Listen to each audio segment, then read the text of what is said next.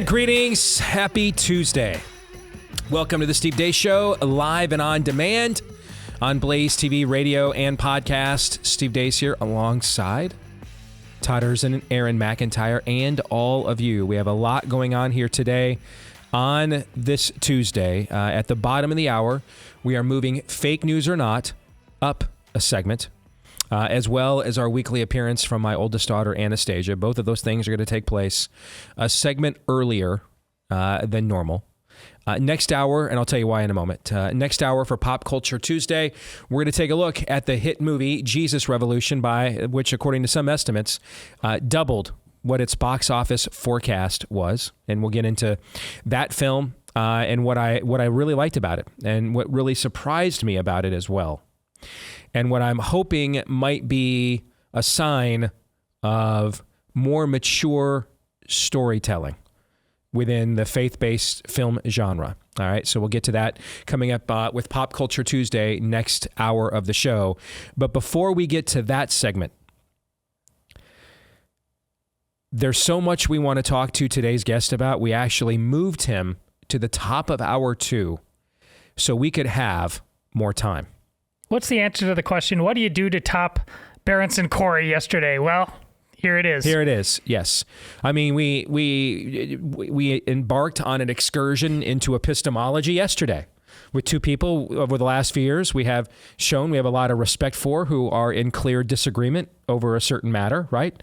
And we let each of them have the same 15 minutes and change to make their case pro and con when it came to ivermectin as an effective early treatment against COVID-19. Well, today we are going to have the ultimate epistemological quest. Father Carlos Martins of the Exorcist Files, one of the top 5 religion and spirituality podcasts in the country right now, according to iTunes, will be our guest at the top of hour 2. And let's just say, given the era in which we live, we have questions, all right? More than we typically might, which is why we asked the Father to move his segment at the last minute, made that request last night, and he was gracious to do it. So Father Carlos Martins of the Exorcist Files podcast, he will join us at the top of hour 2 for a conversation I can't wait for. So I would imagine the same will be true of many of you. He, by the way, has also seen Nefarious. He's also seen the movie. So I don't know what his thoughts are on the film. I've not spoken to him about it. So I don't know. I mean, I'll ask him live here on the show next hour. Maybe he'll come on and dunk on it. You know, that's fine. But I want to know what his thoughts are on the film, both in terms of its quality and its accuracy delving into this genre. But the majority of what we're going to talk to Father Martins about is what he actually does on a daily basis, and how that relates both in terms of potency and frequency to the era in which we live. So that is a conversation we are very much looking forward to next hour of the show, as we are also very much looking forward to Aaron's rundown of what happened while we were away. What happened while we were away, brought to you by Coping and Seething. We told you yesterday about the revelation that the Department of Energy now believes the origin of the pandemic was a laboratory accident. Of course, if you've listened to this show, you're not surprised by that news. But the reaction from people who were certain it could not have been a lab leak and called people like us conspiracy theorists, well, that reaction has been pure joy to watch, and I want to feature a couple of those reactions. We'll begin with Stephen Colbert on CBS. If, like me, you're wondering why the Department of Energy is the one making this judgment, it's because that agency oversees a network of U.S. national laboratories, some of which conduct advanced biological research. No. Bad energy department. No biolabs until you finish building your electric car charging stations. Stay in your lane. Who am I to say they're the energy department? I'm sure they're smart. They wouldn't release these findings unless they were absolutely confident. What's that? They made their judgment with low confidence.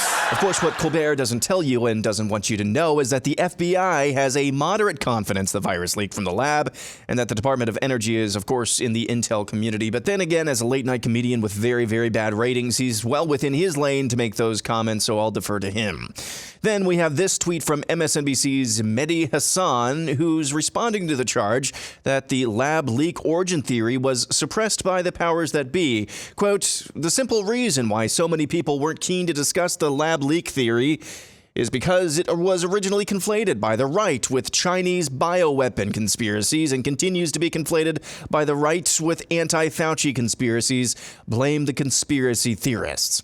A lot of coping and a lot of seething going around. Also, a lot of strokes going around, apparently, according to data from the UK's National Health Service compiled by the Daily Skeptic. Consultations for those who have or may have had a stroke are up in that country by 25% over the baseline since the rollout of the jabs. On the topic of things that didn't age well, here's this little infomercial from the Ocean City, Maryland Fire Department from March 23rd, 2021. We believe in this vaccine 100%. If people could see what we've seen out here, they would not hesitate to go get this vaccine. Right after Thanksgiving, we went to an elderly man who was sick, and we came and we took him to the hospital. But I was looking at him and I was thinking that he's probably never going to see his kids again. So I hope that people appreciate that this is not just a statistic. Somebody's mom, somebody's dad, somebody's brother. You can do something to save your community, and that's go get vaccinated. The cost of this pandemic has been enormous. If you've not been personally affected by somebody in your family, I can guarantee your neighbors have been. Again, this is an infomercial from the Ocean City, Maryland Fire Department from March of 2021. Almost 500,000 people in this country alone have died from COVID. 0 people have died from the COVID-19 vaccine. Learning Chinese today. Today's phrase is yet. 然而 Moving on, Treasury Secretary Janet Yellen was in Ukraine yesterday on an unannounced visit to dole out another $1 billion+ to the country so they can keep paying their workers or something. Mitch McConnell gave an impassioned defense of his support for Ukraine. Putting up our drawbridge and pretending that we can go it alone as Fortress America will not cut it. Will not cut it in the 21st century. Elsewhere in the Senate, Chuck Schumer attempted to blame the ecological disaster in Ohio on the Trump administration. In one instance, the Trump administration repealed requirements for an electronic braking system because, according to them, the safety benefits were simply not worth the costs. Let me say that again. In 2017, the Trump administration decided to repeal requirements for brake upgrades because they didn't think the safety benefits were worth the cost. I think the people of East Palestine now know that analysis was wrong. Of course, that's packed full of lies. The train in question that derailed wouldn't have had the braking system he's talking about anyway, and the cause of this derailment was actually a bad bearing, not brakes. A new Rasmussen poll asked respondents if they agree or disagree with this statement. Quote, "It's okay to be white." Overall, 72% of Americans agree with that statement, while 12% disagree. Among black Americans, only 53% agree, while 26% disagree. 21% say they're not sure. Joe Biden, your thoughts? I may be a white boy, but I'm not stupid. And finally, an important public service announcement for a growing threat in many of our homes. We found the weapons of mass destruction. They're in your kitchen. Every year, millions of Americans are harmed by gas stoves. A gas stove attacked my kid, melted her face clean off. You want to see? I lost my husband to a gas stove. They're probably on a beach in Boca Raton together right now. A gas stove killed my Travis. Mom, when's dinner gonna be?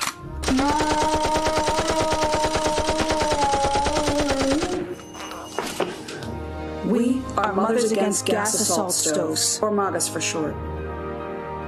President Biden, we urge you to get gas off the streets and out of the hands of criminals. Don't fall for the big gas propaganda. Now, with my new, less sexually threatening electric stove, I can truly bake back better. And that's what happened while we were away.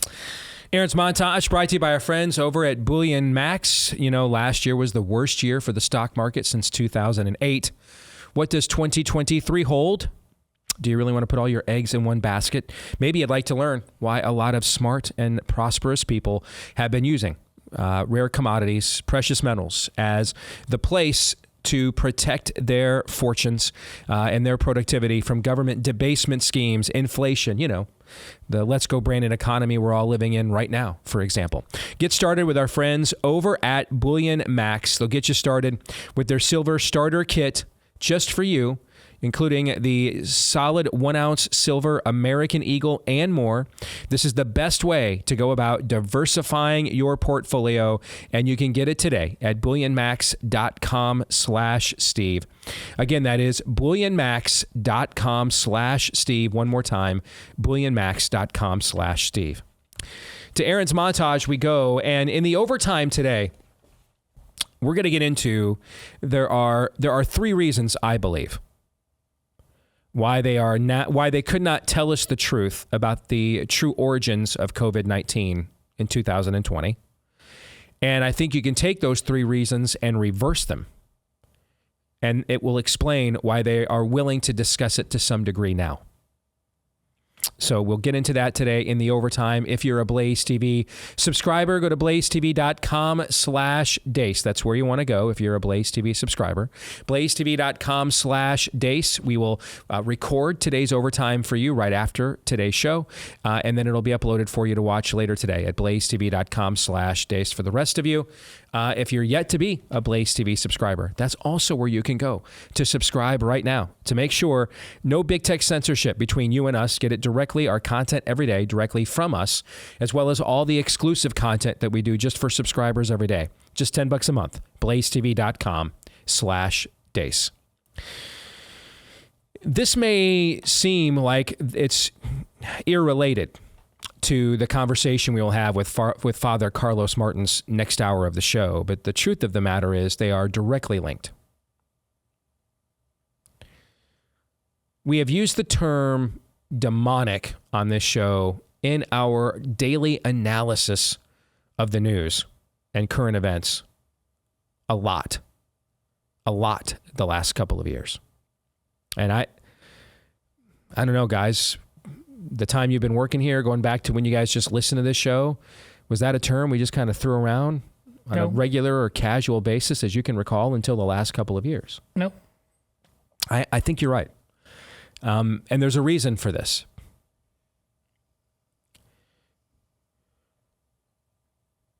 You know a tree by its fruit. How can you tell if demonic principalities have set up your culture as their natural habitat? Another way of putting that is, how can you tell if your culture is so far gone? It's in the midst of a Romans 1 judgment, where the common grace of God, the natural law of his sovereign hand of restraint has been removed to hold back these sorts of, nefarious forces. And so now we are essentially on our own against that which we have unleashed ourselves. How can you tell? There's lots of ways to tell, but a lot of times, if we don't see evidence of this in a very dramatic way in our own, daily walks, it seems kind of fantastical, right? It seems kind of, that couldn't happen here. It's not applicable. It's really simpler than that, I believe. The absence of truth. The inability to achieve clarity. Like you can tell when someone has a different religious viewpoint from yours. If you, like me, have or strive to have a biblical worldview, there are lots of very sincere religious people in the world who don't have a biblical worldview, have their religious viewpoint stemming from other religious works. I mean, I met with one of them, who's a presidential candidate late last week, as a matter of fact.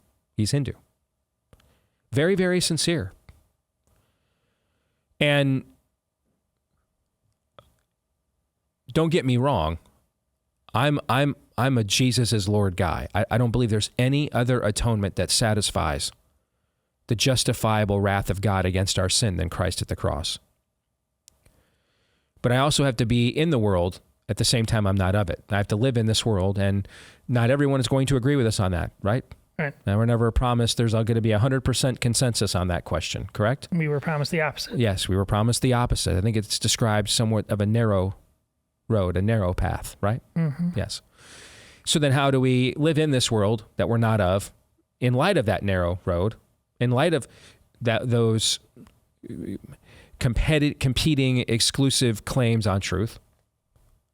Sincerity. I mean, one good way to love your neighbor as you love yourself is sincerity and empathy. I guess I gave you two ways. Sincerity and empathy. And so you can find ways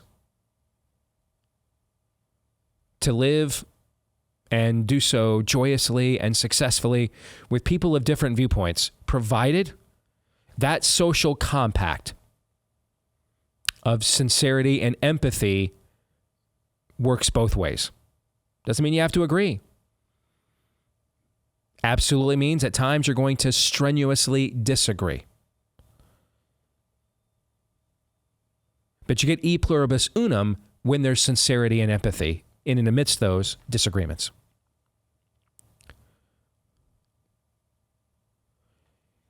We live in an era where sincerity and empathy are almost null and void as constructs. They're rare finds. And that's why we're in the epistemological crisis we were talking about on the show yesterday.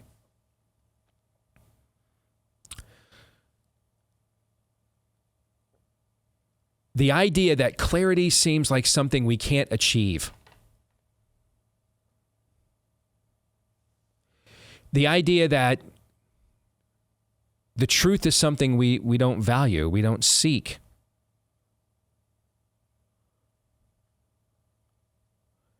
And maybe we should become expert gaslighters ourselves, to push back against the gaslighting. Those are characteristics, in my opinion, of demonic influence on a systemic level within a culture. Remember the native tongue of the master of the demonic realm.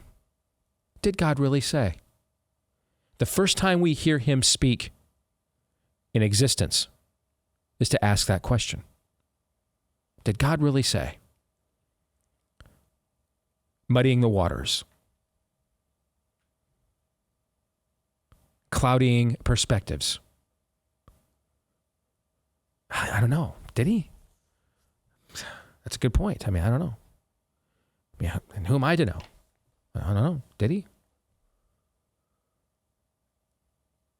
Eventually you get down to you have your own truth. Truth is what makes me feel good. Truth is what lends me to the outcome that I want. Not what is objectively true. And you can see this at play. Really, since the advent of COVID-19 as a global story in February of 2020, you have seen this play itself out.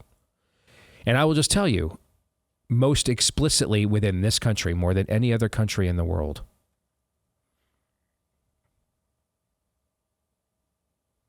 I mean, the Chinese, at least, there's limits to how much they're even willing to poison their own people. They weren't willing to give them the mRNAs. That our government said you couldn't have a job at any business of more than 100 employees if you didn't take.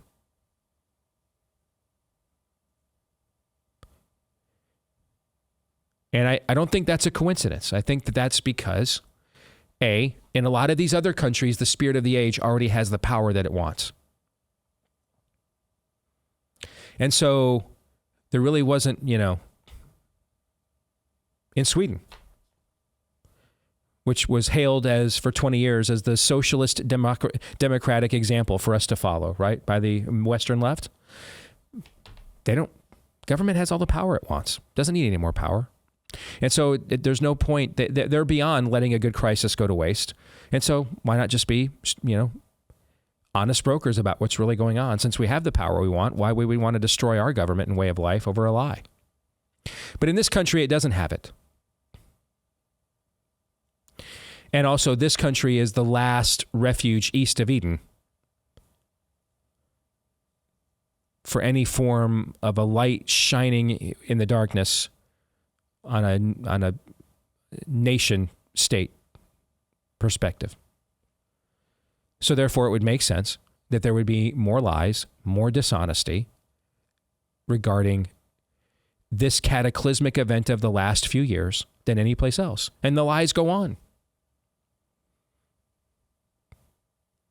I mean, I can't even get people I know,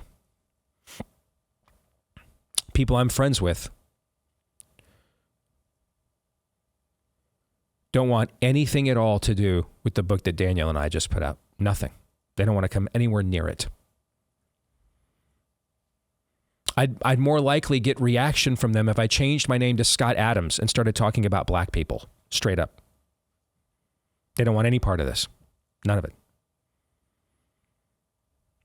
Even though it's the most obvious truths that are out there. More of it in Aaron's montage where we come to the strokes.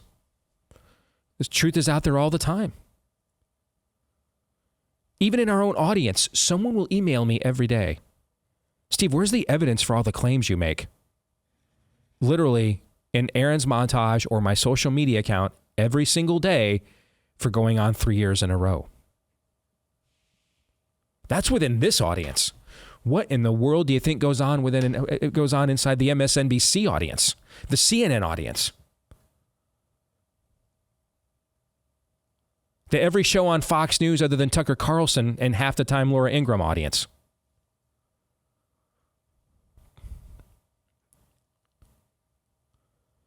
The greatest challenge we have today, and you can see it from the way you're getting gaslit right now on the origins of the virus, is the truth.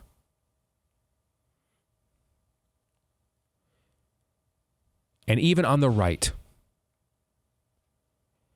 the truth is okay to access if it affirms whoever is the front person of the moment that I'm a stenographer or a spokesperson on behalf of, unofficially, of course. It doesn't threaten the status of my platform. That's the reality. Short of revival,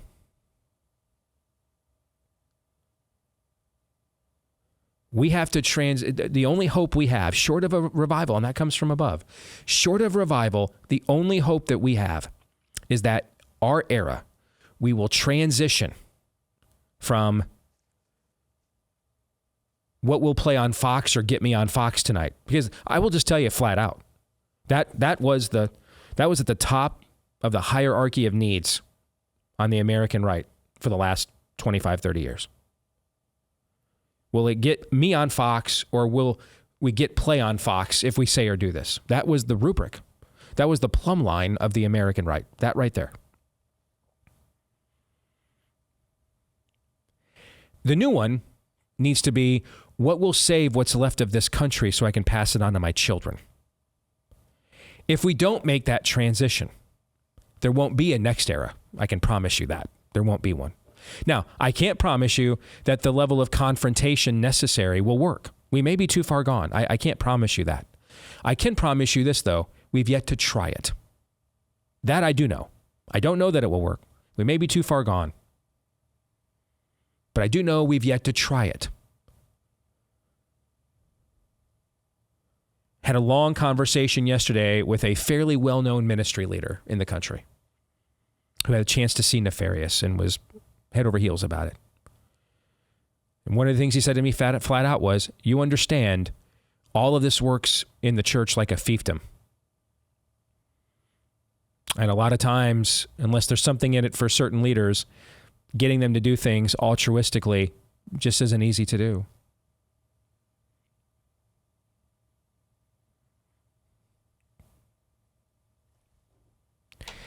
That is very good for people's bottom lines, but here is a bottom line.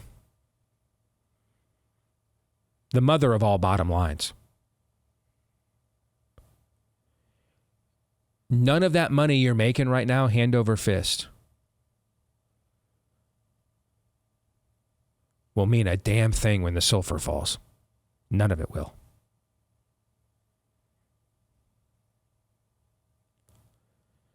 And so really, this isn't a test. I mean, you got Chuck Schumer out there accusing Trump of stuff that even the Washington Post fact-checked today, guys. Even the Washington Post said all the stuff that Aaron said in the montage. Like, this is just, there's literally nothing that Charles Schumer said was true. Like, literally nothing. I mean, how bad does it have to be for a Democrat to get fact-checked by the Washington Post, for goodness sakes? Okay? But it doesn't matter. It's the headline. It's the narrative. That's all that matters. See, the test of this era isn't going to be the sincerity and empathy displayed by the folks that are given over to the spirit of the age and are its acolytes in destroying our way of life, but in our own.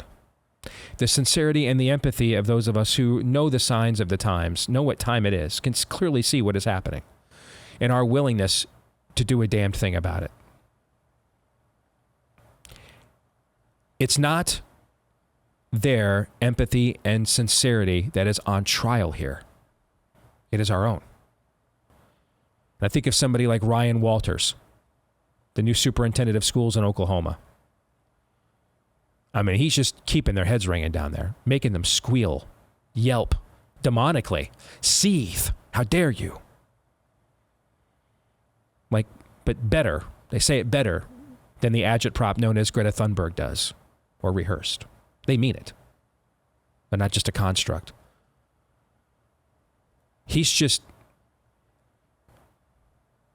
amassing scalps. That's all he's doing. And like the Klingons, not taking any prisoners. We will not vote our way out of this. We need to transition from the silent majority. Now, I will tell you, a lot of my peers don't want you to transition out of that because that's where all the money is. You sit home, subscribe to our shows, read our stuff, let us peddle our wares, vote GOP, and don't do anything that might disrupt that business plan. Well, continue on with that, and we're in the last days of Pompeii. That's lava, and it's coming our way. The new paradigm needs to be the tireless minority who will seek power and then wield it. Who will seek power and then wield it. Who will seek power and then wield it. That's what Ryan Walters is doing in Oklahoma. He sought power and he is wielding it. Short of revival, enough of us willing to do that is going to determine how much of a future this place has. Anything less than that, and fire up the Don Meredith. Turn out the lights, man. The party is over. Gentlemen, your thoughts. You have just channeled the frustration that I issued in talking with Shannon Joy when she was on a month ago. And it had nothing to do with Shannon. But the issue was, are we really waking up?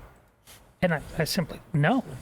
Because Ryan Walters, if we were waking up, would be another day that ends in Y. The sense of commonality of purpose and action would be abundantly clear. But Steve's testimony about the people, even on the right, won't touch him and Daniel and the book. Again, a man on just Twitter just today who you may know as the guy who is afraid of an outdoor vegetable stand. You know who he is. Just said, all these wackadoodles out there. Now with Wuhan, they said, isn't there a kind of a contradiction? You think it was Wuhan and scary lab thing, but you won't slurp the vaccine? Honestly. They are dedicated to their math. Their math is apocalyptic, and you have to clutch it out of their cold, dead hands. So what are you prepared to do about that? Stop listening to their podcast, for starters. Speaking of which, fake news or not, there's a segue, is next.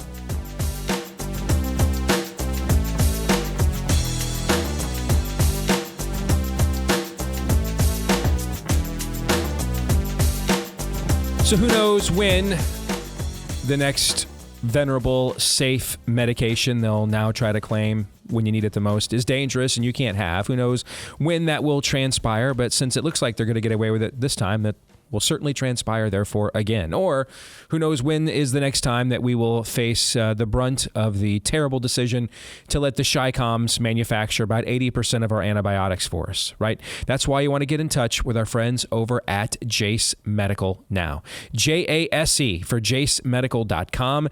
J as in don't hesitate. Jump at this right this minute. JaceMedical.com. JASE. Get the Jace case by simply filling out a simple online form. And in some cases, if you've got allergic reactions to some venerable antibiotics, they'll make sure to put you on a quick call with one of their board-certified physicians before they give you the script and fulfill it as well with the Jace case, doctor created and doctor recommended to make sure the next time it goes down, you are ready to go and you have the medications necessary to keep your family as healthy as possible. JaceMedical.com. Use the promo code DACE to get $10 off at checkout. That's DACE is the promo code for $10 off at JaceMedical.com.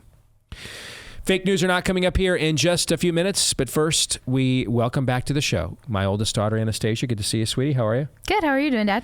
I'm doing well. I think we have a surprise for her today, Aaron, do we not? Yes, one moment. All right, so your grandmother sent me this. And I had Grandma Mary? Or? Yeah, Grandma Mary. I had not seen this picture in many years, but it is from your very first appearance with me on the air. Oh, really? Ever, right? So do we have that, Aaron? One moment. All right. And my computer is crapping out here, of course. Of course. I most need it to. Let's filibuster. Do you remember the appearance at all? The first time you were with me on WHO? No, I'm way not back doing in a the good day? job at filibustering. All I said was no. No. How old was I? That's a good question. I'm going to guess maybe I started on WHO in the summer of 2006. So you would have been 5. My guess is we probably did it around your birthday. Is this when I used to do the I know I used to do like the intros or commercials or stuff. Well, that was our old sports show, and we used to have you do like baby talk and have someone come on and like translate what it is you were trying to say. We used to do that. Yeah. But no, this was 2000. I think this is around your birthday, 2007. There it is. Finally. Which would put you at 6 years old. Look at that picture. Look how adorable that little girl is. Wow. A natural. Absolutely a natural. Look at the presence, the command of the mic, an omen, a portend of things to come. All right, thank you, Aaron. All right, so what are we talking about this week? I have 5 would you rather questions for you guys, all of you, from your guys' audience. So I took submissions yesterday. So I've got 5. Some of them might test the dude code. I don't know. We're gonna have to see. Oh, this is going nowhere good. Yes. Listen, I want you guys to know like the amount of people that want you guys to watch TikToks. And I'm trying to space it out. No, I'm trying to space it out. There has to be some restraint. Because, guys, he's still my dad. Okay? He's my boss and my dad. So what do you want my boss and my dad to be mad at me? I'm like, I don't know how to go through this. It's going to depend. Maybe if you do something to me. That annoys you? Then I'll bring in I'll be like, we have the top 10 TikToks and I'll bring in like a bunch. So it'll depend. So, yeah. All right, let's rock and roll. So I've got number 1. Would you rather have a night at Pete Buttigieg's house, hanging in the hot tub, or hug a cactus? Hug a cactus. Hug a cactus. See, this is from Drew Harris 56. He did change Pete's last name to Butt Plugs, by the way. Keeping it classy, obviously. Yes.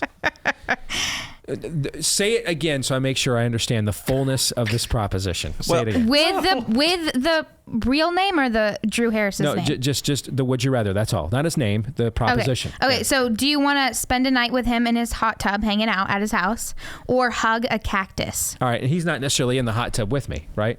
I'm just in a hot tub. Well, I guess it says hanging, but it says at the house hanging in the hot tub. Okay, all right. Then I guess I'm going to have to take my chances with the cactus, as painful in some areas as that might be.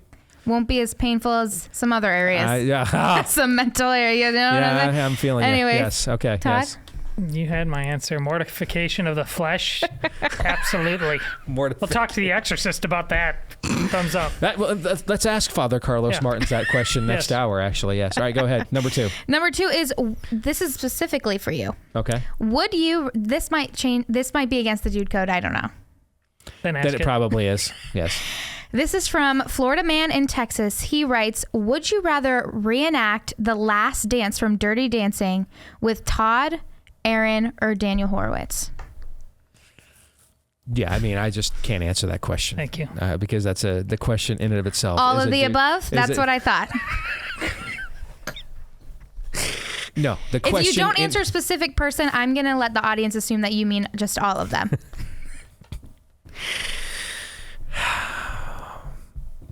No, I can't answer that question. I refuse.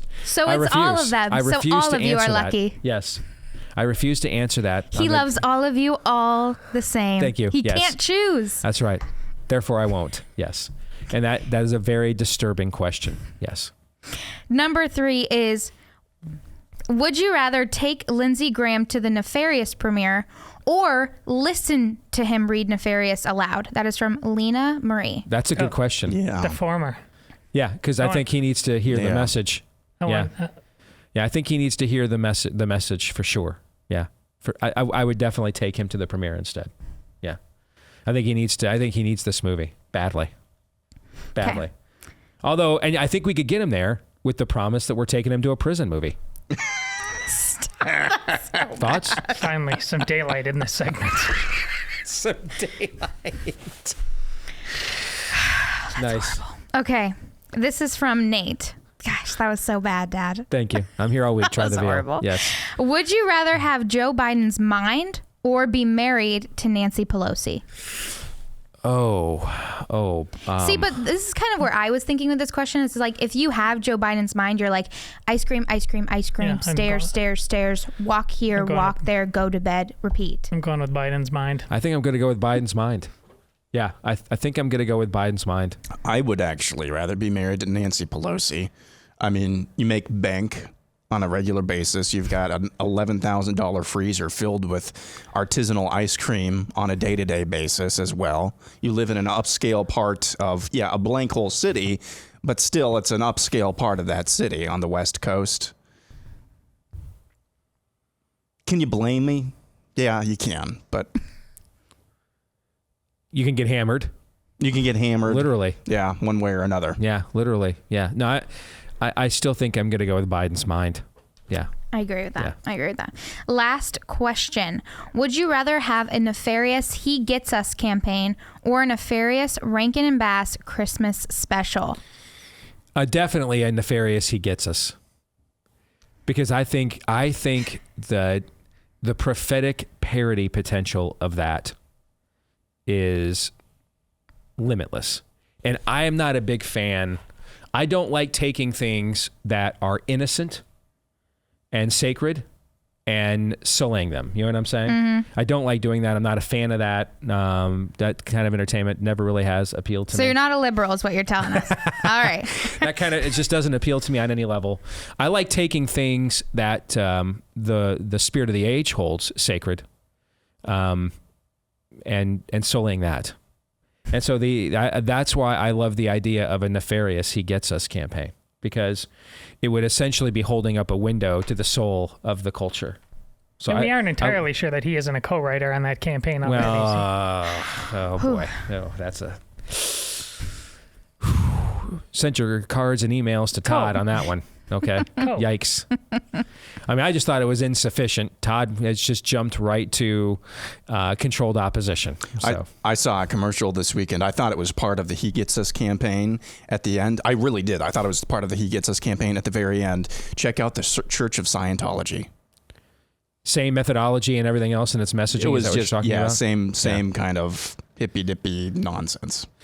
All right, good stuff, Princess. Thank you. Yeah, thanks, Dad. Thanks, guys. Always good to see you. We'll get to Fake News or Not here next, brought to you by Constitution Wealth. It is no secret We are in an unprecedented culture war in America right now.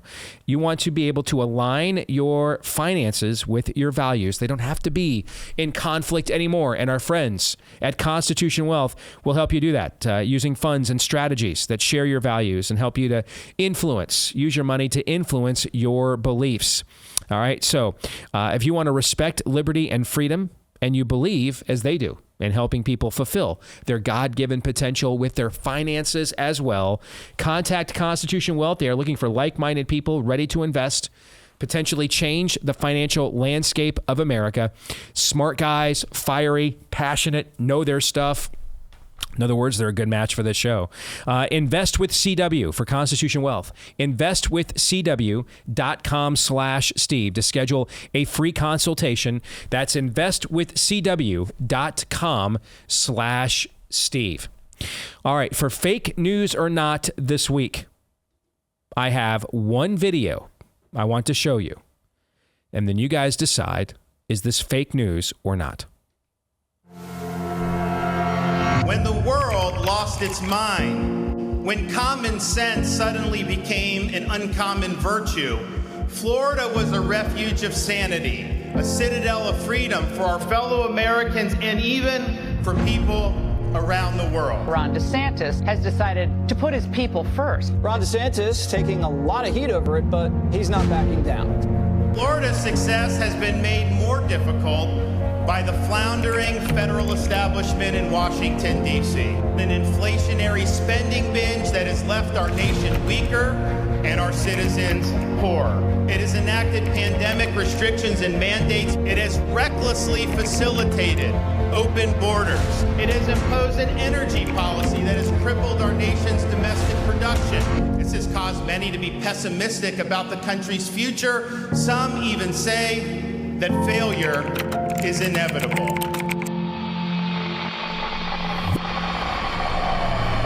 Florida is proof positive that we, the people, are not destined for failure. DeSantis wins. He has made a promise, and he's making good on the promise. Florida is leading the nation. We are the nation's fastest growing state. We rank number 1 in education freedom. We are number 1 in economic freedom. Florida also ranks number 1 in public higher education. This is a record we can all be proud of. That's why the left hates Governor DeSantis, because he's a winner. That's what the guy does. He wins. Decline is a choice. Success is attainable. And freedom is worth fighting for. So that launched yesterday in accordance with the debut of the governor's book. But, you know, in politics, as you've heard me say over the years, there's a real reason we do things and the right reason. Okay, so those are the right reasons. I mean, the real reason is, and it's pretty politically smart in my view, they're clearly using this to soft launch a presidential campaign. Get the kind of exposure and juice that you get when you launch a presidential campaign. They're getting it out of the launch of this book. And then they'll come back later this summer after the legislative session in Florida is over, when they do launch the presidential campaign, and they'll just do it all over again. So they kind of get like the end of a shot clock in an NBA game, a 2-for-1, a scoring opportunity at the end of a quarter or a half. I think that's clearly what the DeSantis campaign is doing here. But let's talk about the video itself. Is it fake news or not? Aaron. Not fake news at all. Not fake news at all. I think that is tremendous messaging because it is Florida-centric. I saw one piece of criticism from somebody who liked it overall, but thought that, hey, moving forward, it needs to be less Florida-centric.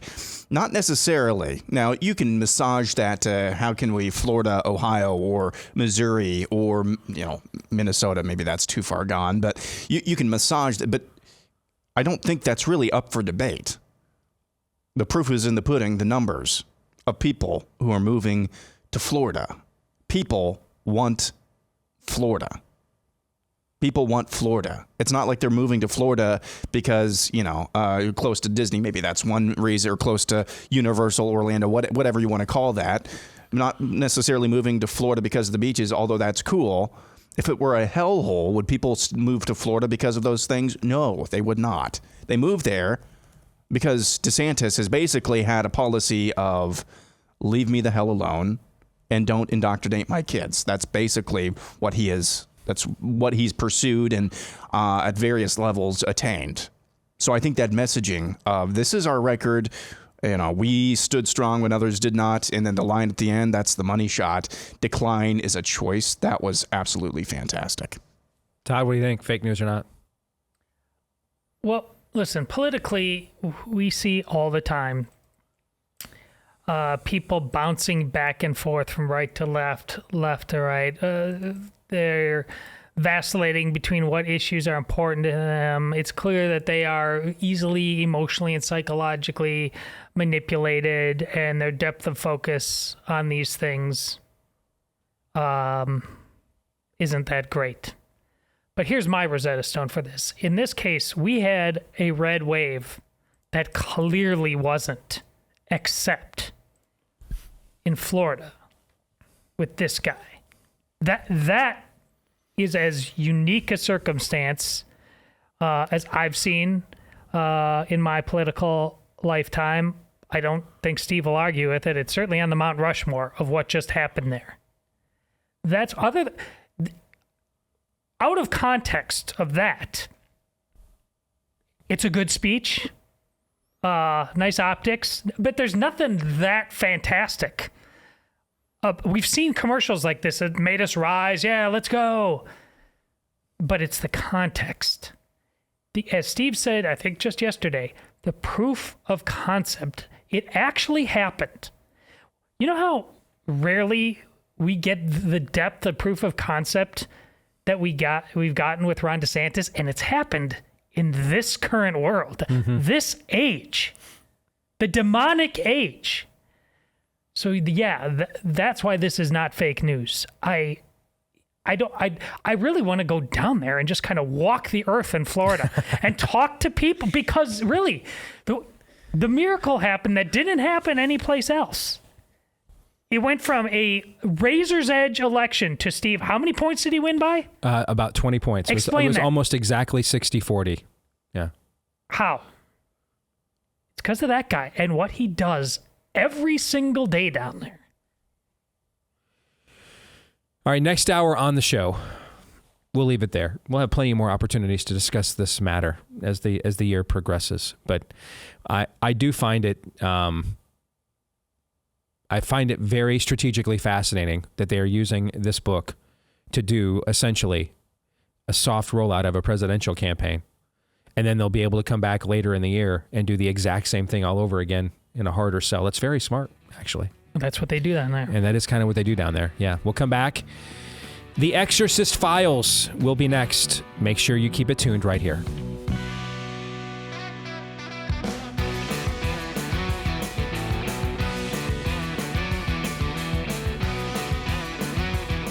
All right, back here with Hour 2, live and on demand on Blaze TV, radio, and podcast. I am Steve Deace, alongside Todd Erzin and Aaron McIntyre. And you can let us know who you are, as well as what you think about what we think, via the stevedeace.com inbox by emailing the show, steve@stevedeace.com.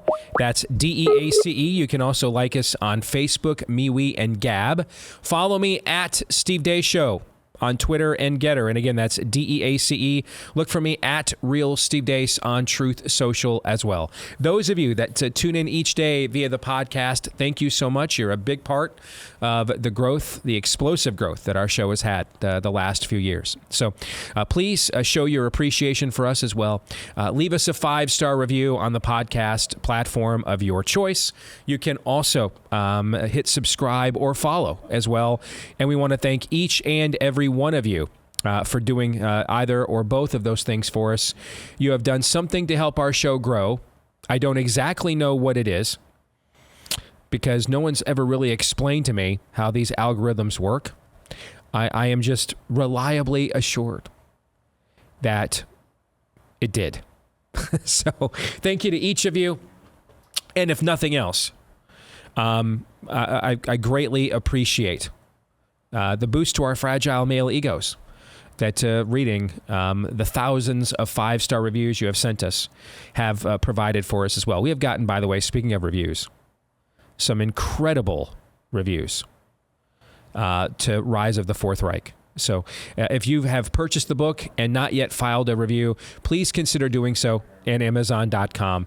And I mean, some of the reviews that we have gotten have just been incredible. I mean, just from both on behalf of Daniel and I, from the bottom of our collective hearts, we cannot thank you enough. At the bottom of this hour, Pop Culture Tuesday, we're going to get into the Jesus Revolution, which more than doubled a lot of its box office projections of what they expected it to do in theaters when it opened last weekend.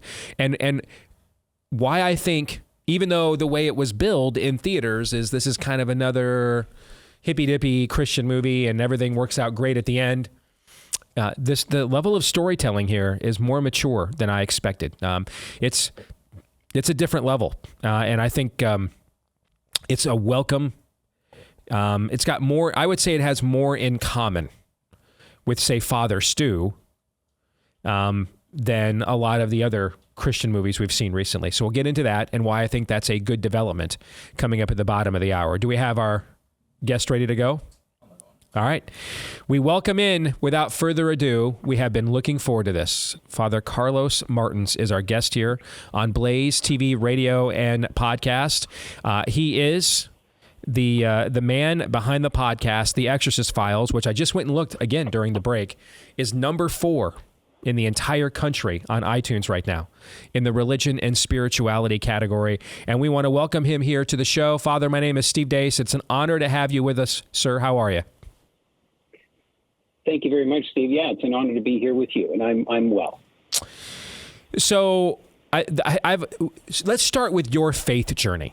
How does a guy born Carlos Martins become the host of The Exorcist Files? How'd you get there from here?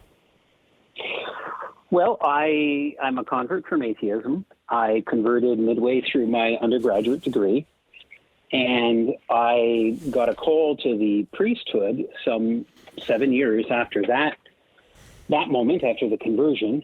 And shortly after I was ordained a priest, I was tapped and recruited for this ministry. What converted you from atheism? I mean, obviously, you have run the gamut, brother. I mean, from there is no God to I am on the front lines in the war against the armies of darkness here. What was the tipping point for you? Yeah, so, the tipping point was, as an atheist, I wasn't happy. And I didn't realize the extent of that unhappiness. I knew that we are wired, that we are created, we are made to desire to want to live forever. And even perhaps more than that, we have an appetite for unlimited goodness. I was very aware of that. It was when I encountered this small group of professors and other students, college students, with whom I had classes, who were devout Christians, and they radiated their faith. They radiated a peace about them. When I encountered that, it was powerfully attractive, and it made me aware of what I lacked. So when I say they radiated a peace, the anecdote I'd like to tell is I was having a coffee one morning with one of them on campus. It was about 11 a.m. We were sitting at a small round little table that are ubiquitous in cafes. Somebody came in and told him, your car was stolen out of the parking lot this morning. It was joyridden in the back roads behind campus, and it was plowed into a tree. Your car is hugging that tree. Your car is garbage. So he receives that news, and he turns and faces me again, and his response was, well, I guess it just wasn't God's plan for me to have a car right now. And he could still enjoy a cup of coffee in front of him. And so that was mesmerizing. The fact that he couldn't give any less of a care. He had a purpose in life, whether it was with a car, without a car, whether with that car, with a different car, with no car, he didn't care. Like, God held everything in his providence. And it just was mesmerizing. That encounter went on for at least another 30 minutes. I couldn't tell you a single word today. I can't recall anything of what happened in that conversation. because I was just riveted by his peace. And so I was invited on a retreat, a Eucharistic adoration retreat at a Catholic retreat house, and I had an experience of God in front of the Eucharist where I knew I was in front of He who created me and who loved me and who had a plan for me. And I went into that retreat an atheist, and I came out a believer in God. Your description of this college friend of yours, you're describing almost like a living epistle, like he's living out, Paul's words in Galatians about the fruit of the Spirit. He's living out, learning to find contentment in every situation, as Paul writes in Philippians. It looks like that's essentially the testimony that you saw in his life. Absolutely. He radiated the gospel. It was the most important thing to him. And he wasn't the only one. It was a small group. It wasn't an enormous group, but boy, were they ever convincing.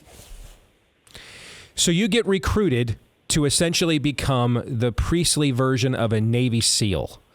What is that process like? Well, you know what? It's perhaps way less exotic than what you might think. Necessity knows no law. So my first assignment when I became a cleric was at a parish at which the exorcists of the diocese resided. And they were so busy. At the time, I was simply a deacon, so I had another year to go before being a priest. And they were so busy with cases of people who were oppressed or possessed that when something lesser would come in, like a house infestation where there poltergeist phenomena is happening in a house, they just turned to me and said, "Deacon, go ahead, go get rid of the devil."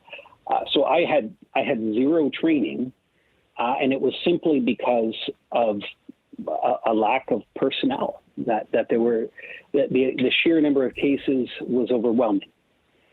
And so I went in, and the one principle that I just kind of knew instinctively, and I, to be honest, I can't remember how I knew that. I just kind of knew that I knew that I knew, is that if the devil is present somewhere, he's there for a reason. That there was a door opened to him. There was some action that was done by which he obtained permission to be present in that place, or in a person, or perhaps even in an animal. So my job is to uncover what that doorway is, and then to help the relevant victim or victims to close that door. Because as long as he possesses the right to be somewhere, then he has the right to be there. And there's nothing I can do to chase him out. So the door has to be closed. His rights need to be taken away. And so that forms the bulk of the exorcist's work. I mean, a great part of his work is diagnosing. Is the devil actually here? The majority of cases are mental health cases. And so he has a list of mental health professionals that he calls upon to help him make that assessment. Then he has to diagnose, okay, if there's phenomena here that science cannot explain, then the next step is to find out, how did this come about? And he has to work with the victim in that. Then the third step is to determine, does the victim want this relationship with the devil to end? Now people, you might be scratching your head and saying, well, wouldn't everyone? And the answer is no. It depends on what permission what was given in exchange. See, the devil always offers a gift. He offers something. And when you accept that, then the deal is made, whether it's a sin or some kind of covenant, a gift, a particular power. And so people will be very anxious to get rid of the devil, but they won't be anxious to get rid of the gift necessarily. And so that requires pastoral work. So until they're ready at that point, it'd be a waste of my time to say any prayers against the devil. It'd be an absolute waste of time, because I'm coming against something and saying to him, you don't have a right to be here, when in fact he has every right to be there. So I might as well just go jump in a lake, because it'll be just as effective. So if the victim and to give you a kind of loose statistic, 60% of the people who have come to me, they don't want to get rid of the devil. They want to get rid of the diabolical phenomenon. They want to get rid of the pain that the devil brings with him, but they're not ready to give their lives to Christ. And nothing short of that is necessary to get rid of the devil. You don't just get rid of the devil and return to a quote unquote neutral state. There is no neutrality in the world. Mm-hmm. The universe is so constructed that you're either on the side of Christ or you're not. And if you're not, then you're subject to the prince of this world. And he has rights for that. He has rights over that. He has rights to be that. You are describing something that is much more theological than what is often presented to us when we see this depicted and discussed in popular culture. And hey, as I produced my own movie on this subject, and I understand the challenges of keeping an audience's attention, with this kind of discussion as opposed to theatrics.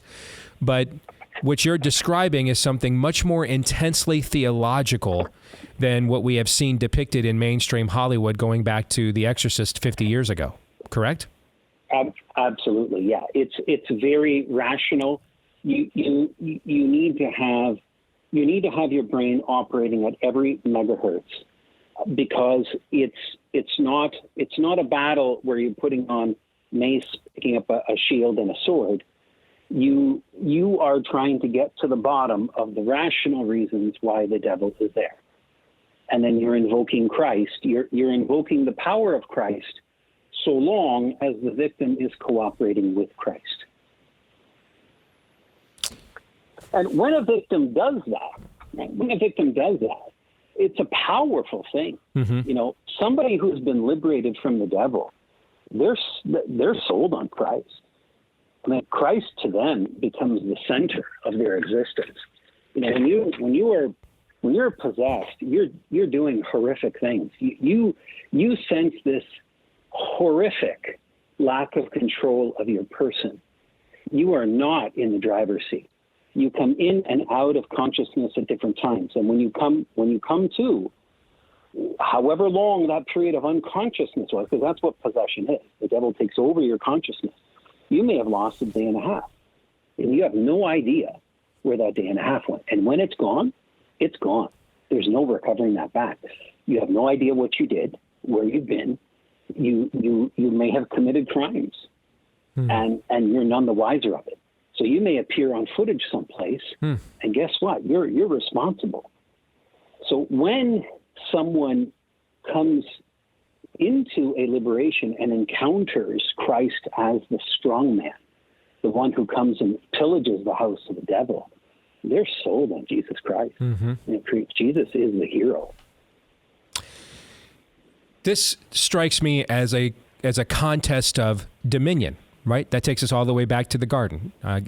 God says to Adam, I have given you dominion over the creation. Go and subdue it. Adam forgoes that dominion via original sin and Eve.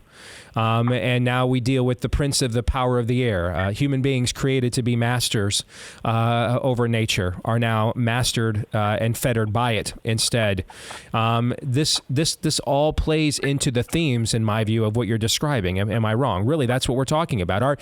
Is the infested willing to reconnect with the original dominion over this world through our Creator, through His Son, Jesus Christ, or not? If they're not solely willing to completely and wholly reinvest in reestablishing that dominion, then they will fall into the dominion of the prince of this world. No middle ground. Correct? You are absolutely correct. That's right. They need to embrace God's plan in God's way, not in their own way, not 80% of the way, exactly the way that God deems it necessary, exactly the way that He desires it. If they do that, they receive the full benefit of being a son or a daughter of God. Mm-hmm. If not, they remain outside. Father, how long have you been doing this? Gosh, it's been the better part of 20 years. I was talking on our show earlier that I think when you look at what is happening culturally, and I would love to get your take on this, that we are living in a demonic era. And I said, I think there are people who can have differing religious views that cannot, that will reject a biblical worldview and the supremacy of Christ and have a different religious viewpoint, but they still may be, in the likeness and image of God, sincere, truth seekers. They just came to the wrong side of the equation. But a demonic era is one in which truth seems unachievable. Gaslighting is the natural habitat. Clarity seems impossible to access because it goes back to the master of the demonic realm. The first time we hear him speak, what does he say? Did God really say? Right away, we're going to muddy the waters of clarity, muddy the waters of truth. And I think that in the era in which we live, as someone who talks about current events for a living, finding what's actually true to even begin to comment on is the biggest challenge that I have. And I'm wondering, as someone that has been on the front lines fighting the demonic realm for as long as you have you seen an uptick in potency and frequency in recent years that may explain some of the things that have spilled over into the larger culture? Oh, absolutely. Absolutely. So we live in an age where there is a re-paganization of Western culture. Mm-hmm. And with paganism comes a rise in the demonic. And in fact, in the early church, one of the greatest apologetics, one of the greatest marks of truth of the Christian faith was the success of Christian exorcists over the exorcists and witch doctors and shamans of the relevant age and place, because the Christians were successful. They had a mastery and power over the demons. And so that would send ripples throughout communities. And so you have to imagine that this was happening so frequently that people were becoming possessed, people were being afflicted, and places had come under an explicit dominion of the devil so much that that became an apologetic. It became one of the hallmarks of the faith and furthered the conversion of peoples across the Western Roman Empire. If someone in our audience is concerned that they are under this kind of formidable spiritual attack, or someone they care about is, what would you urge them to do first and foremost? Well, first and foremost, repent of your sin. Repent, get rid of it. Get rid of your sin, all of it, and commit your life to Jesus Christ in the way that he wants you to commit it. Don't pick your way. It's the way in which he wants it, which he wants to be your Lord and Savior. Everybody wants a Savior. Everybody wants to be set free. Not everybody wants a Lord. Mm-hmm. But you can't be a Christian without a Lord. Right? You have to give the dominion of your life to God. And then if that doesn't get rid of it, then go see your local clergy person and ask for prayers. Ask for a blessing. Ask for prayers that are directed towards the liberation of demons. Go to the Christian community and seek its help. Right? So that has been a hallmark from the beginning. We seek, God is present in the church, in the body, and go seek help from that body. Have you ever been scared? I'm a convert from atheism. I know what fear is. Once I converted, nothing has frightened me. I go into a scene with the devil. I couldn't care less about him, about his powers, about his prowess. I care about serving Jesus Christ. I care about liberating this victim from the devil's power. So fear never crosses my mind. I have a job to do and I do it. There are things that may surprise me and sometimes even shock me, like the level of his cunning, mm-hmm. the level of the sordidness of what he has, the pain that he's inflicted on somebody, the level of suffering that he's brought about with without a care. Like, he couldn't care less how much a human being is suffering. He thrives in it and delights in it. So that, because it's just so contrary to everything that you and I think is good and holy and for what we strive, he is the exact opposite of that. So I don't stare long into that abyss, because it's just an abyss. There's nothing to be gained from it. My job is to set the victim free.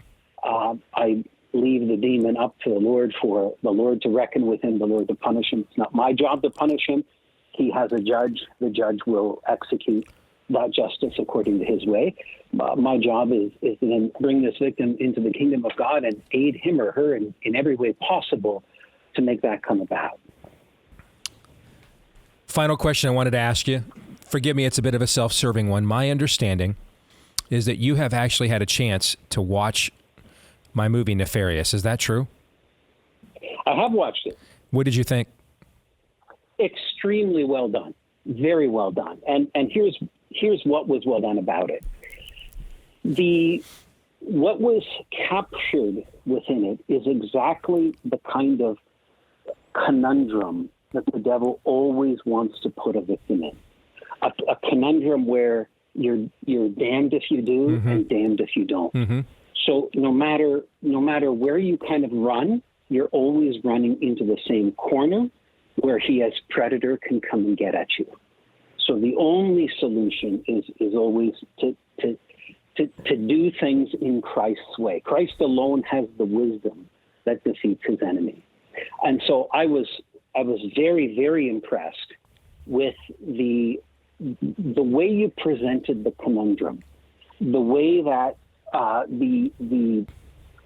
he exercises his preternatural power in terms of just the intellectual prowess he has to know where all the chess pieces are on the board and to move them accordingly, so that he's always 53 moves ahead of you. You do something, then there's a piece there that was already anticipating your movement, and it's there to greet you.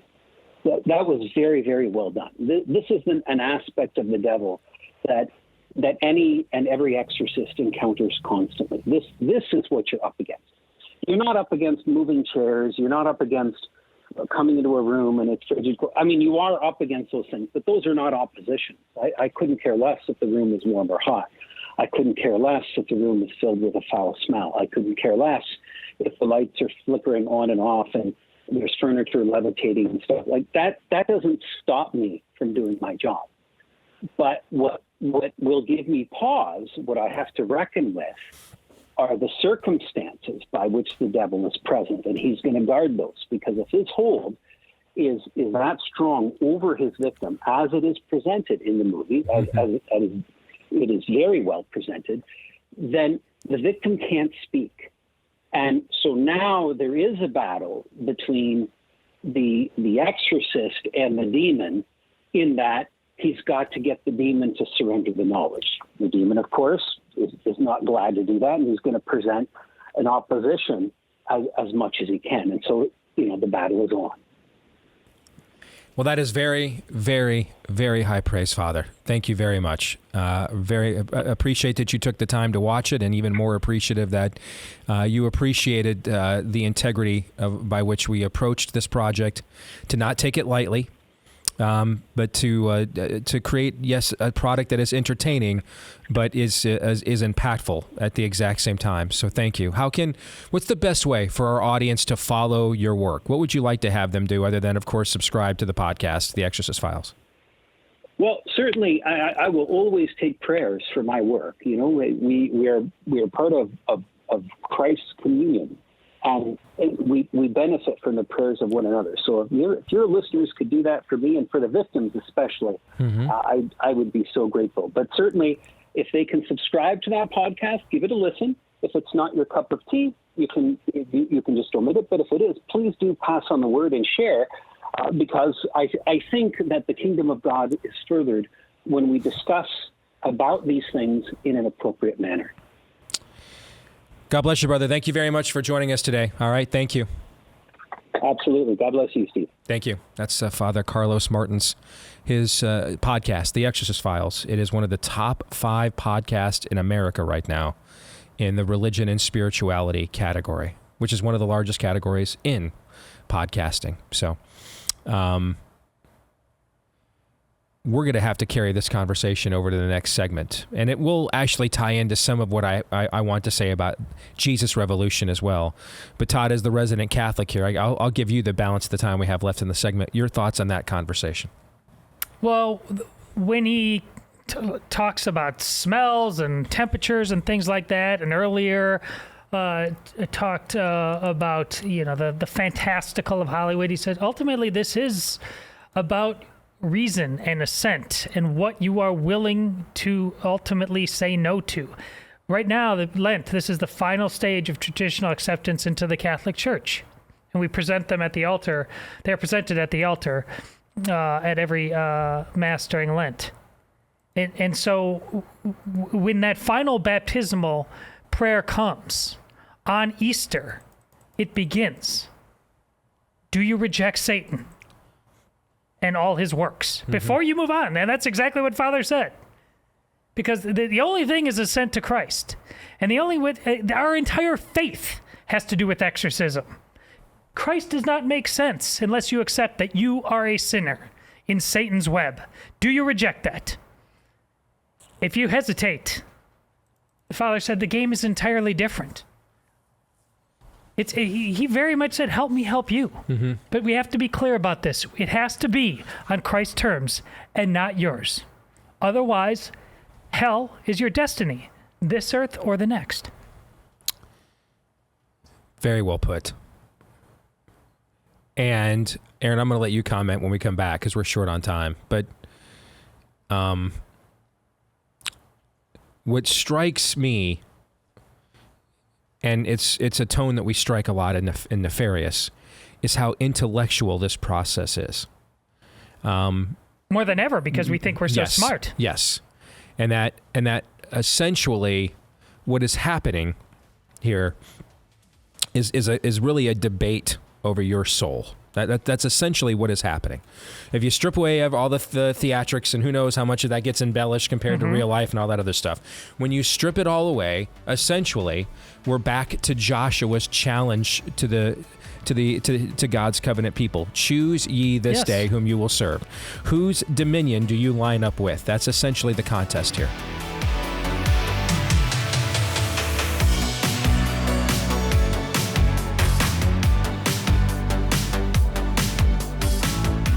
All right, let's continue the conversation that we were just having about the conversation we just had with Father Carlos Martins. He is the host of one of the most listened to religious and spirituality podcasts in the country right now, The Exorcist Files. And he has been at this level of spiritual warfare, he said, for over 20 years, began as an atheist.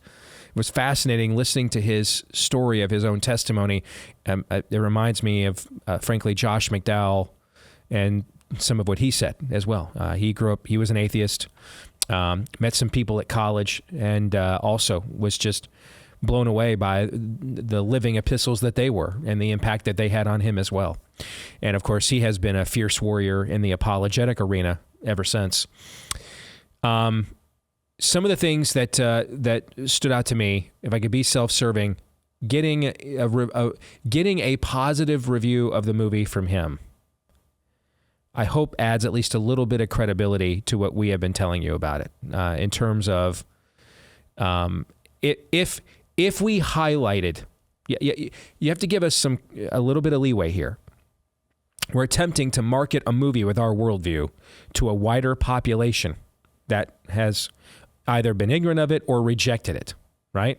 And so we're not going to lead with our chin here, so to speak. And so we are focused very much on the tone of the film, some of the elements of the film, in order to entice the larger culture to come and give our worldview a hearing that in other instances they would not. I'll give you an example. Jesus Revolution. Now, I liked Jesus Revolution a lot as we, incorporate Pop Culture Tuesday into this conversation, guys. I think it's very well done, very well acted. Kelsey Grammer does an excellent job as Chuck Smith. although he's about as old as Chuck Smith was when he died now, let alone 50 years ago, coming out of the hippie era. But he does a very good job. The movie's very well done, but it's also not an evangelistic film, largely. That doesn't mean people won't be evangelistically moved, but the movie really is an encouragement to people like us. And it draws some very clear parallels between a young generation being lost to the hippie drug culture to a young generation being lost to the woke social justice culture in this era. The parallels are stark, and I think that's wise and a good parallel to have.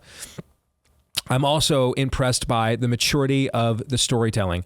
We see Greg Laurie's testimony played out. We see him delve into the hippie drug culture. We see him, take the strips of paper that get crop dusted, courtesy of Timothy Leary at the Janis Joplin concert. These are not things that we would have put into. They might have been alluded to or something, but we would not have portrayed the realities of our sinful pasts or the sin in the world in a lot of these kinds of Christian movies, even a few years ago. So to me, I think that this is a welcome step forward, despite its overall very positive story.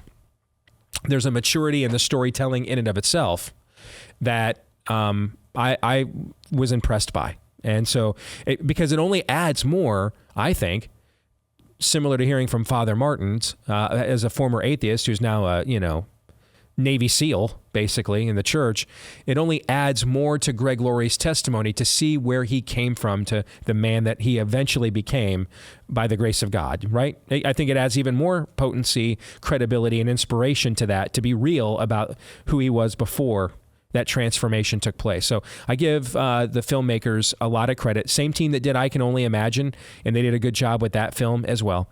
So it deserves all the accolades it's getting. I would highly recommend it. But our film is different. I mean, our film is really a proto-evangelistic work. Our film is designed for you to take unbelievers to it. And so I hope for those of you that were concerned because we're marketing and advertising it to a culture that loves the dark, sadistic material, we're advertising its horror elements to them. I hope that hearing from Father Martins, you'll understand that's a marketing ploy. That's not the heart and soul of the film. I just don't believe he'd come on our show and affirm our movie as strongly as he did if it gave dominion to the enemy. Is that fair?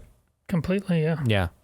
The other thing that stood out to me is he didn't use these terms, but the way he was describing it, that the biggest proponent of deliverance is idolatry. That when you take when you take the devil's deal, the Faustian bargain, when you take the monkey's paw and your wish is granted, the impact of the collateral damage of that, or I think he described it as the diabolical fallout or something, I think was the phrase he used, right? That a lot of times when people come for deliverance, they want deliverance from the diabolical fallout, not from the entirety of the transaction itself. Right? They're golems, basically. They want the suffering for the precious to stop, but they very much want the precious to remain in the palm of their hands. They don't want to completely turn away from the transaction that they have made and turn to Christ. They don't want to completely turn to the light. I found, of all the things he said, I found that to be one of the most profound. Your thoughts? It's simultaneously profound and quite obvious. I mean, we want what we want. And it's such and now we talked about how, people at the poverty line have cell phones these days. Most of human history, your wants were almost immaterial. You could not get most of the things you claim to want. The wants were far more limited. And now, again, that's what the combination of the reason, the amount of time we spend in education thinking we're smart about things, and then our access to comfort. So we really, we can tell ourselves that discomfort really isn't an option. The transaction, the math that Father described about how this works, you've got to accept Christ on his terms and his terms alone. And it seems someone will be Lord.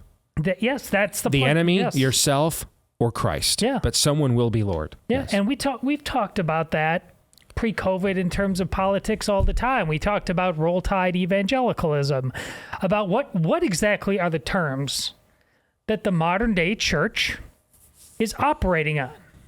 I would ask that question you asked that question of the current pope. Mm-hmm.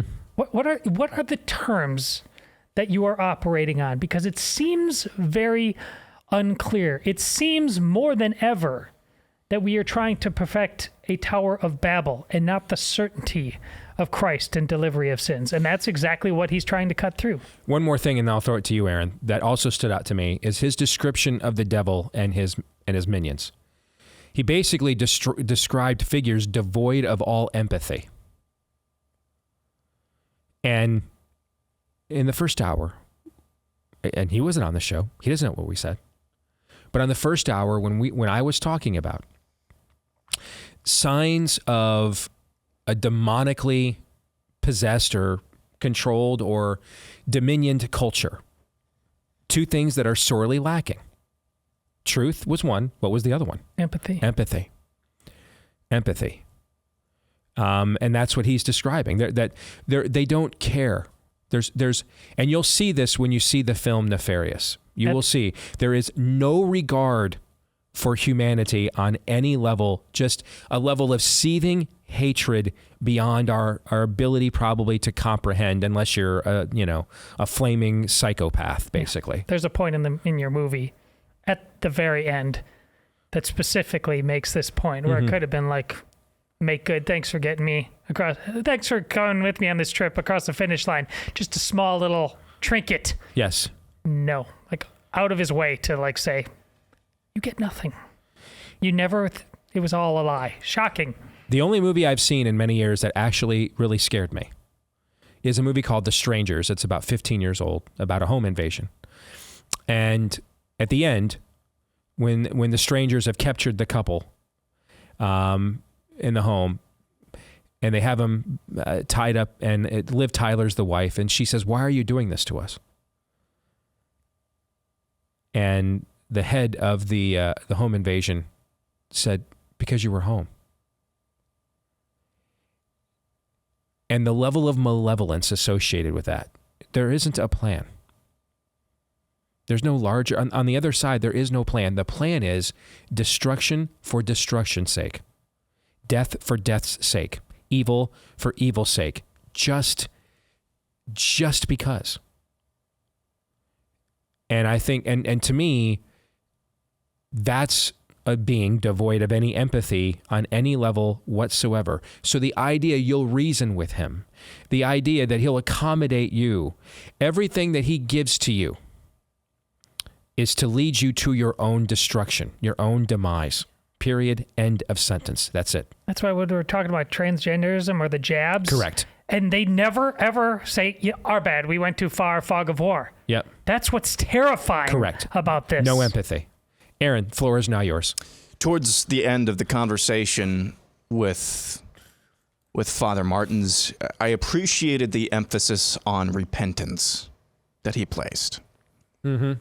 I really appreciated that, because I thought that was a healthy perspective to have. You know, C.S. Lewis, and I can't remember if you kind of echo this in Nefarious Plot. I should know. We just read through it. But C.S. Lewis at the beginning of Screwtape Letters talks about the ditches that we tend to fall into when talking about the unseen world or the spiritual realm. Mm-hmm. You fall into one ditch where you are unhealthily fascinated by it, like it's some sort of secret power you can tap into, or where you completely ignore it.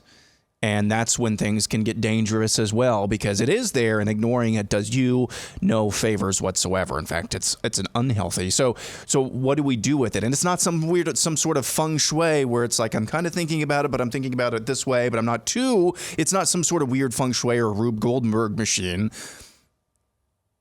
The point here is the glory of God one way or another. Mm-hmm. Through repentance. When you cast out a demon, or you get somebody to repent who believes they have been attacked by these spiritual forces, who gets the glory there?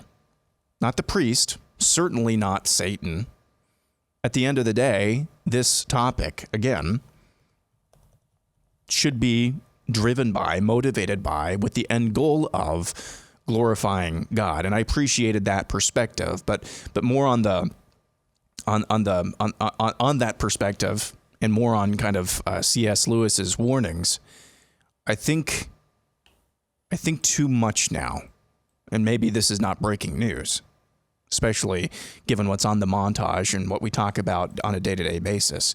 There are too many, however, Christians, I would say, that fall into the latter ditch of not even acknowledging that this battle is going on. Too many people, I guess I should say, who claim the name of Christ don't even acknowledge that this is going on.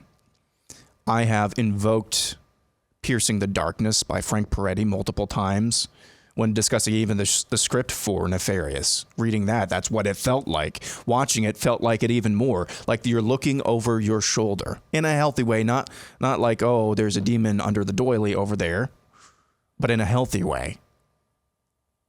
For Christians or people who claim the name of Christ even, not just unbelievers, people who claim the name of Christ, Nefarious will be very effective in pricking them to understand this poop's real. Or at least forcing them to answer that question, is this real or not?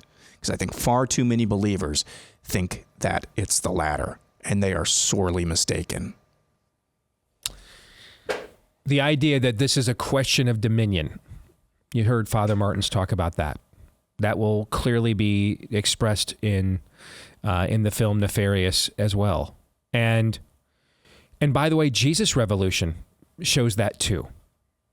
Jesus Revolution basically shows you that the hippie movement coming out of the 60s, the drug culture, was a demonic counterfeit.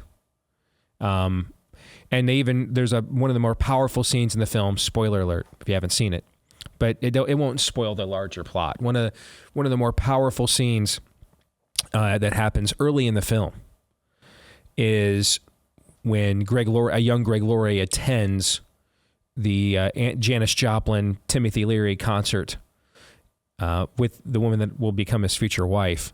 And, Leary says before the crop duster flies over to drop the piece of paper they're gonna ingest, to take their acid trip here in a few minutes, he literally tells them, this is how we connect with God. He literally tells them this in the crowd, that this is clearly a monkey's paw. This is clearly a Faustian bargain here. That this is a culture this is a youth culture that's been lost, left behind, and therefore it is ripe for the picking. And I think we are seeing a replay of that with the youth culture we have today, and that's why you're seeing them. Nature abhors a vacuum. You heard Father Martin say this. Something will fill this void. Right? It's been referred to, in the past as the Blaise Pascal God-shaped hole in everyone's heart, because he is the philosopher that made the observation. Everyone has a God-shaped hole in their heart. Something will fill it. The end of our movie, without spoiling it, will point to this too. Okay, that no one is, as you heard Father Martin say, no one's a free agent, and you see this in Jesus Revolution. No one's a free agent. And so deliverance comes when you reverse the jersey, basically, and join the right team. Possession comes when you reverse the jersey and join the wrong team. And another thing that I also liked about Jesus Revolution is when there was real division among the leaders, that was not glommed over. That was not... they depicted it and everybody reconciled in about in 3 minutes, one scene or less, or it didn't count, right? I mean, this movie wasn't afraid of the truth. Now, it's not the same tone as the movie that we made. It's not the same tone that we maybe communicate with on this show, but the tone argument that we've often used works both ways, right? We've pointed out, just because you're saying something nicely doesn't really mean you're nice or kind.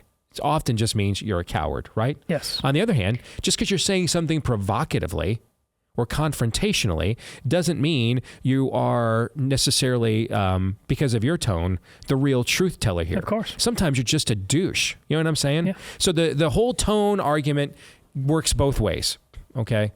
What I like is in their own way and clearly with a tone that is different than the one I communicate with very often, but I don't care about any of that. What I care about the fact is that the movie very clearly displays truth. Speaking of tone, I mean, Father Martins wasn't on here, going off Max von Sydow on us, right? By the power of Christ compelled you. Very intellectual conversation we had with him, right? It's not about the tone, folks. It's about the truth. Amen. We have it backwards. It's not about the tone. It's about the truth. John 3:17.